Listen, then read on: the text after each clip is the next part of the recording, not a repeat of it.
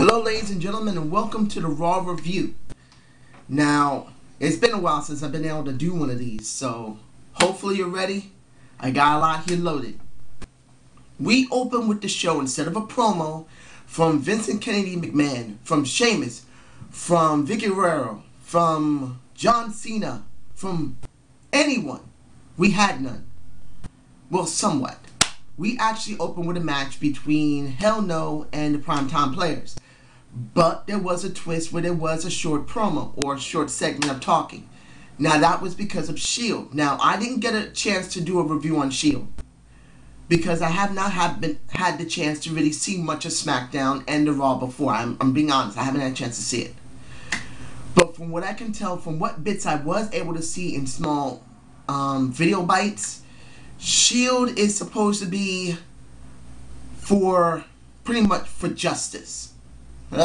Sounds like another bite off of maybe what they're trying to do with TNA with Aces and Eights, or doing the Nexus thing again. I'm not going to worry about that. We have a short segment from Kane in the ring while Dan Bryan's right by his side holding onto his little coat, in a sense his coattails. And it was short, sweet, and to the point. Come down here, we want your ass. Then the match started between the Primetime Players and Hell No. Wasn't really anything different than what we've seen between them. Not really. Nothing different. So, at the end of it, it was Daniel Bryan who gets a roll up on basically Darren Young, but then the Shield comes down before the match was over, attacks Kane first, and then goes after Daniel Bryan. Well, two of them attack Kane, messes up his, I believe his left arm. Daniel Bryan basically gets his butt beaten up in the ring by one of them, and then all three come. And that was pretty much it. The only thing I have a gripe about this, next to it sounds like a rehashing of the Nexus or maybe what's going on in TNA, is that when it came to the commentary, and most of the night commentary was very good. Better than what it's been. I'm not saying they were 100% perfect, but they had more energy at least this time, probably because the elections are over. They don't have to really think about anything or worry that they're going to say something that's going to piss off the brass in the back, because that's how it really felt in the last couple of months leading up to the election. So really, the thing I had a problem was somewhat throughout the night. The editing department, the people who ran the cameras and the different recordings and the replays in this segment, when pretty much Cole and Lawler are trying to talk how Kane got his arm attacked, they didn't even show it. They cut to the point just after it and went to Daniel Bryan. But they're still being told what to say through the headsets. So that just shows how shabby work the editing department is giving in the WWE. Maybe there's less people there. I'm having this feeling like this, ladies and gentlemen.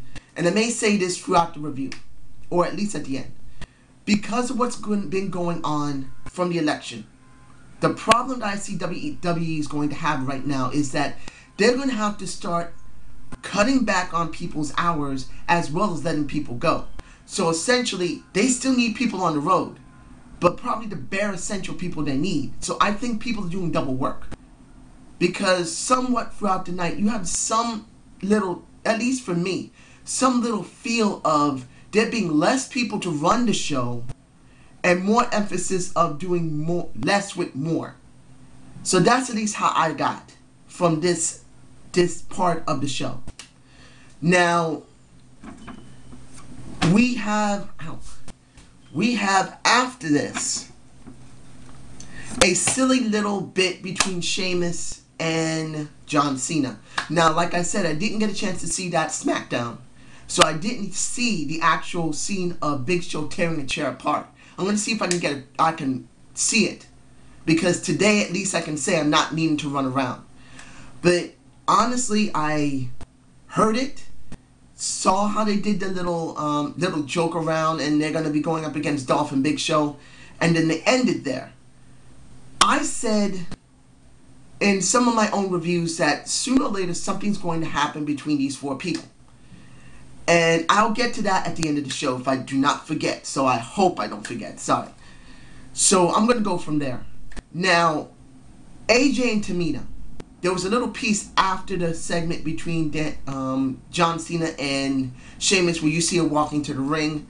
And then when it came to her and Tamina, Tamina didn't even get a intro. It was AJ, which I found was crap.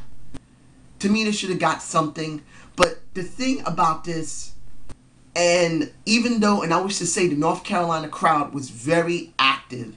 Almost for the entire show, they were cheering or they were booing. They were fully, really invested in this show, which is very good. So that means the SmackDown, which is usually the next day afterward, if it's in the same place, in the same venue, or at least in North Carolina, they will also get a good reaction.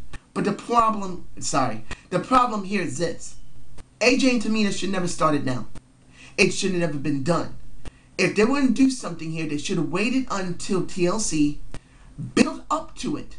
Let Tamina beat the crap out of AJ constantly. Let Vicki keep getting over on AJ with Tamina by her side as her security. That would have been more impactful. That would have been more, at least some very minuscule interest for me and maybe for the casual fan and maybe for the smart mark. So honestly, this was stupid. Tamina loses because of a roll-up. Seriously? Come on. Tamina demolished her throughout the entire thing. And then all of a sudden she gets a roll-up on her, which she's done more than a few times. If it had to be done, it should have been done on a pay-per-view. It should have been done at TLC. But this does not lead anywhere. So this is bad marks for that. Now, I do say which wasn't too bad afterward, which was the segment between CM Punk, Paul Heyman, and the awesome one, The Miz. Paul Heyman and CM Punk come to the ring. CM Punk puts over himself, as he's supposed to, as a heel. Paul Heyman gave him a little help a little bit. He didn't need it. Talking about the 379 days he's been champion. And I wish to say right now ahead of time that I do not believe CM Punk is going to lose this belt too soon. I don't believe so. I'm hoping he doesn't. And I'll explain that later. But during that little segment, which was quite lengthy, but it made sense for the end of the night. CM Punk saying, I'm the champion. Brad Maddox and the Shield are not involved in this. I don't need them. Then we got The Miz coming out, which I am glad now they're pushing him more as a face. They're giving him more to talk. And they're doing more segments with his Miz TV, which leads to what I'm saying. Miz pretty much says, we know you're lying, so come on Miz TV and do a lie detector test. Maury Probush has done it, and a couple other shows have done it. Why not do Miz? I can say at least it's something for The Miz, because Miz TV is very new. Unlike the highlight reel, the cutting edge, Piper's Pit, the VIP lounge, whatever you want to call all the other shows that have existed. This is Miz's time to do segments. And this segment is his Miz TV, and he needs to be put over as a face. He needs it. And no matter if you agree with Miz TV or not, I'm very glad it is existing, because Miz has always been such a great heel. One of the problems I believe he had was that he didn't have any other type of media. Yes, he can talk pretty well on the mic. Yes, he does really decent work in the ring now because of how he started. Remember, he was from the real world. He has gone through many shows, including Fear Factor, Real World. Wherever you want to talk, he's been in it. From the very beginnings of the 90s into the 2000s. He's been in it. But being in the wrestling business, he's always been considered not that much of an interest because they consider him a reality show person.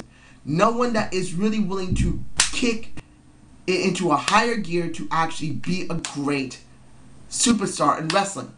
To be a great wrestler. And he's proven that. But there's still, the problem is that he's been a heel for such a long time. He needs to have more. And this is it. For heel or face, it makes no difference. This is great for his character.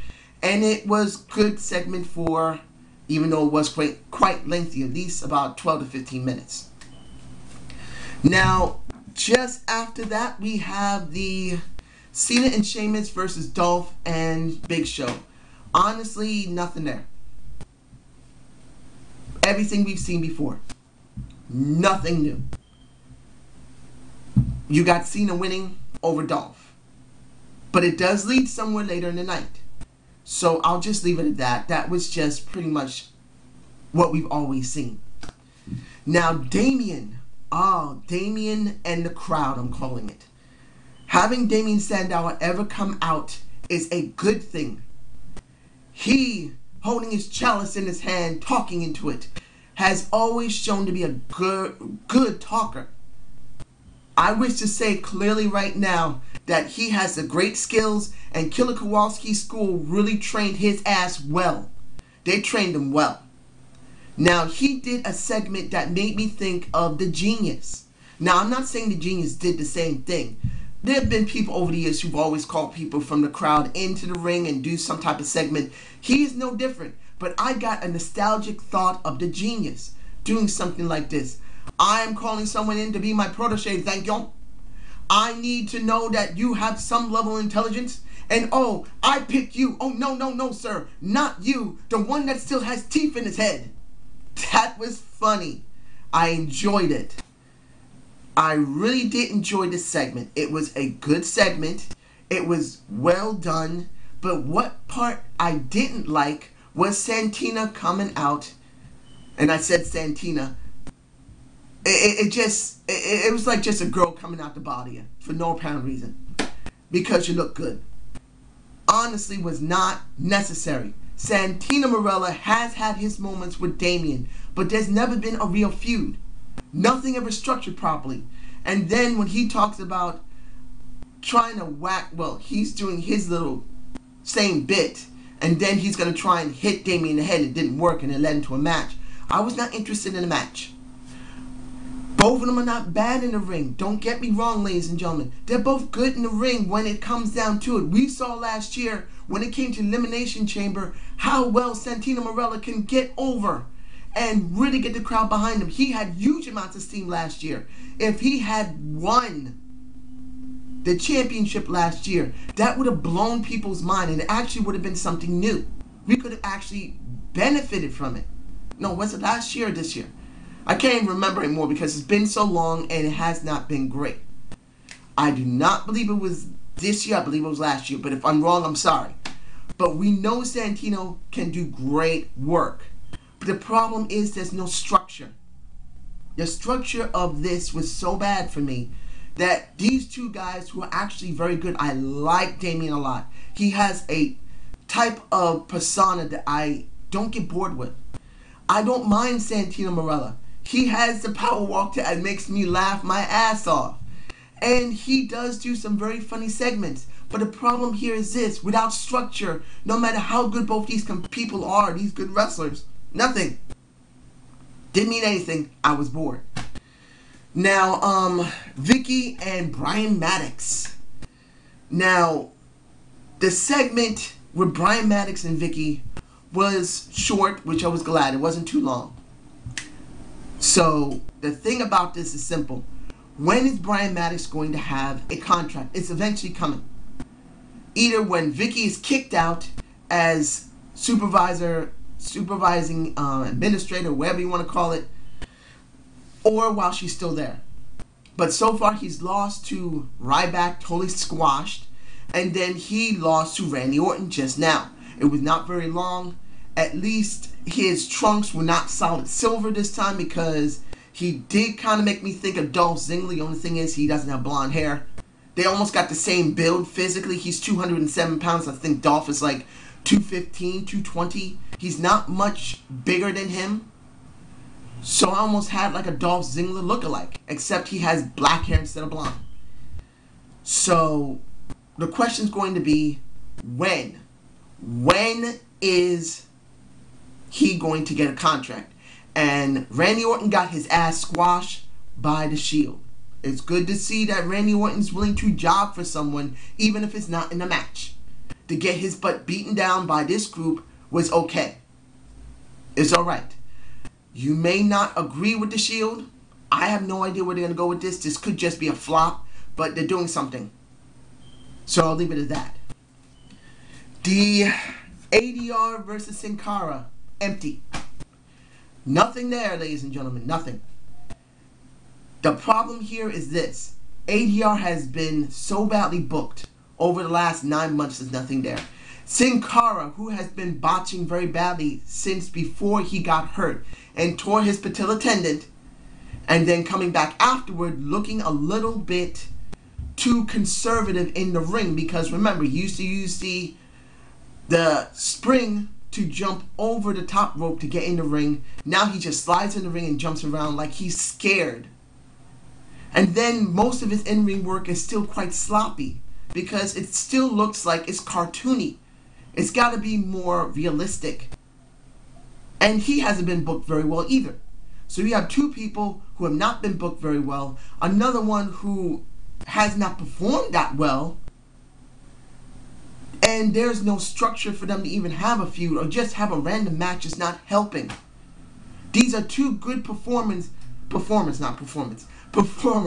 that can honestly, if they are done properly, put on a great pay-per-view. They could do it if they were structured right. You have the aristocrats. Basically, you have the aristocrat, ADR, and Alberto Del Rio. The aristocrat with the commoner. No different than when he was going against Rey Mysterio. You could have rehashed that. Sin Cara is basically a commoner. He has a comic book behind him. He could have done that. They could have structured something. You could have seen ADR tearing up. They could have got themselves on eBay a comic book from Mexico with Sin Cara as, of course, it's going to be mystical, but still could have changed the cover, could have said, or leave it as it is to give it some substance. And ADR could say, you're nothing but a commoner, and just rips his comic book. Rips it up, pissing off the Mexican people because no one disrespects a great luchador. This would have been good. This is how it could have got started, but there's nothing there. So this is empty. Now, let's see. We have the Vicki and Vince McMahon segment. It makes sense for what's going on, but it felt flat. Pretty much it felt a little forced. I know that Vicki had to make it look like it was forced, but it kind of felt like it was forced. For the two things that was said, was okay because it leads into TLC. One, and I said this and I'm saying this right now, in my Raw and Survivor Series review, that was right after I got my computer back on, a new one. I said clearly that the way they're booking Dolph Ziggler with Cena, there could be a chance that Cena may be going after the Money in the Bank. Now at that time, I didn't even think it was even possible. Really, I didn't think it. I didn't think they would let him go after the World Championship. But how they've been structuring Ryback makes me really realize that for the moment, they're putting Cena on the back burner. They're giving him the second string. Doesn't mean he's going to stay on Raw, go off Raw, but he's going to be given the shot at the championship. Now, the second one was leading into the end of the night. Because if CM Punk is found to be a liar, Ryback is going to eat him some Paul Heyman. Now, that wasn't too uninteresting. And I can say that the segment between Vicki and Dolph afterward made me think maybe finally they're breaking these two apart. I mean, you haven't seen Dolph with Vicki coming down to the ring anymore. She's not involved anymore. True, she's not involved in his ring segments anymore. She's not involved in matches because she is the managing administrator, whatever. But the thing now is that they need to break them apart permanently. They need to stop the relationship they have. Now, I'm not saying that this is the final bit that's going to happen, but this could be leading up to it. This also could be leading, and this is a long shot, that maybe by next year we may actually see a Dolph Ziggler face turn. Yes, I'm going to say this right now, because this would make some sense. The way that this is going to go, because Dolph has lost numerous times to Randy Orton. He's lost numerous times to Sheamus. He's lost numerous times Also to John Cena. But there's going to be a point where they're going to have to make a decision with Dolph Ziggler. Should he be turned face? Because he's been a heel for quite a long time and he hasn't gotten anywhere, no traction. Just like with The Miz, where they're starting now to make him into a face. Maybe it's better to turn Dolph Ziggler into a face. They don't have many faces in the mid-card. They don't have no faces up in the upper card very much. And the main event scene, they only have maybe a few. John Cena, Sheamus, pretty much Rey Mysterio, he could still be considered in there, and a few others, but it's not enough. With The Miz, it's not enough. Now that Ryback is being pushed, you're going to need something more, particularly in the B show, because Ryback is going to be moving from B to A. He's been seen on the B show a couple of times, most of the year. No, not a couple of times. He's been seen on the B show for most of the year. Now he's going to be moving to the A show. They need to do something, so turn Dolph face later. It would make some sense. Now the tag team match that got turned into a title match, Fatal 4-Way, was the most stupidest thing they could have done to beef up ratings. I know it sounds like, oh great, this is great, a Fatal 4-Way for one of the championship, US or IC. One, the retroactive is rigged, we already know that, because I didn't expect Kofi to be giving up his title. Not when he's going to be facing Wade Barrett at TLC. He's not. So it had to be the US title. Two, the thing is, this could have been used for the pay-per-view. This could have been done. They could have had a tag team segment with Antonio Cesaro, with pretty much R-Truth and two others, and they could have done it then. That might have given a little surprise to most people, not much. Honestly, it could have been done better. Did I think that Antonio was going to lose here? No. The person that would have been best to get it would have been Wade Barrett. But the thing is, Wade Barrett's going after the IC title, which he shouldn't even be going after it anyway. And if they wanted R-Truth to have that title, R-Truth would have had it from the last pay-per-view. He should have gotten it then, but he didn't. So I realized that it was not going to be Kofi. When was the last time you heard the US champion and the IC champion the same person? Unless you know clearly that the IC is going to be lose at TLC, they weren't going to telegraph that, so it had to be a retaining. So who won here? Did anybody win? No. Antonio didn't really achieve anything here. Nobody achieved anything. They're all exactly where they were before. So the final thing to this entire show was Miz TV, and I wish to say clearly that Miz TV's intro, I'm not saying when Miz comes out, I'm saying when they do the video package for it, I enjoyed it. It's still the same old music, which is fine, but seeing the Miz in the editing room, putting some buttons for the editing system, seeing him sitting there, I think that is a very good thing. They did it right, so I can say that. When it came to the actual segment itself, a little too long. It led up to what was necessary, that we don't still know if he's involved with them or not. Shield comes out, annihilates pretty much the Miz. Hell No comes out. Ryback comes out. Hell No beats the crap out of the Shield. Ryback beats the crap out of pretty much CM Punk. And that's it. So my thoughts on what this show has accomplished. One, as I said in my video from Raw and Survivor Series, I won't connect it here, there ain't no point. But I said that John Cena is going to have a segment with Dolph Ziggler, and it's going to be the Money in the Bank championship match eventually. Money in the Bank title. What am I saying title? I'm sorry. I have a lot on my mind. Pretty much going after Money in the Bank. Now, I'm sure a lot of people said he's not going to go for the second belt. But in this case, it's actually the right thing to do. How do I believe that? It's simple. Because Ryback is being pushed so prominently, you need Ryback to have the head title. Even though John Cena is still the head of the show. He is. But you can't have John Cena doing absolutely nothing. So, what I believe may happen, and I will be doing, if I can, do a TLC prediction, honestly, John Cena, if he doesn't lose this, will be going after the title eventually next year. It won't be this year if he wins. Now, when it comes to what's going to happen between The Miz and CM Punk, I believe there may actually be a feud coming. I don't know what's going to happen in TLC with Ryback. He could win or lose, but it's not the point. The point is The Miz is now being pushed as a face. He needs to go up against someone. He's not going after the Shield. He's going after CM Punk.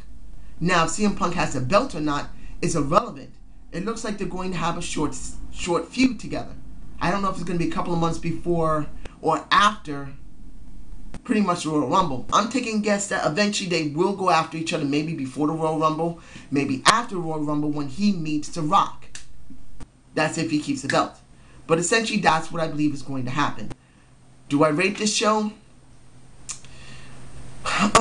This show is pretty much standard show. C. That's not a good rating at all. But you know what? Compared to how the show has been before, there have been some at least decent work done. And I have to take that into account, especially that the crowd in North Carolina was so into the entire show. Like I said earlier, there's a good chance that SmackDown is going to have someone from North Carolina somewhere in their venue that is going to be just as excited. So really, it's a C show, but there have been some good points in it. Miz TV, at least Miz is being pushed as a face much more prominently. You have the Shield, even if you don't like them, at least. Honestly, it's still a rehashing. I'm not liking it, honestly. No, I don't like it. Hopefully, there'll be something that's going to go on with CM Punk and The Miz. What's going to happen between Dolph and Cena going into TLC, I'll do a prediction on that, but I'm just going to leave it as a C. And I hope you like this ZANE'S View. Subscribe and comment. I might be doing Debate of the Week in a couple of days. I have some stuff to do, but this Debate of the Week is going to hopefully be something different. If you've already seen my Undertaker debate, the next one is going to be interesting, I hope. So you have a good day.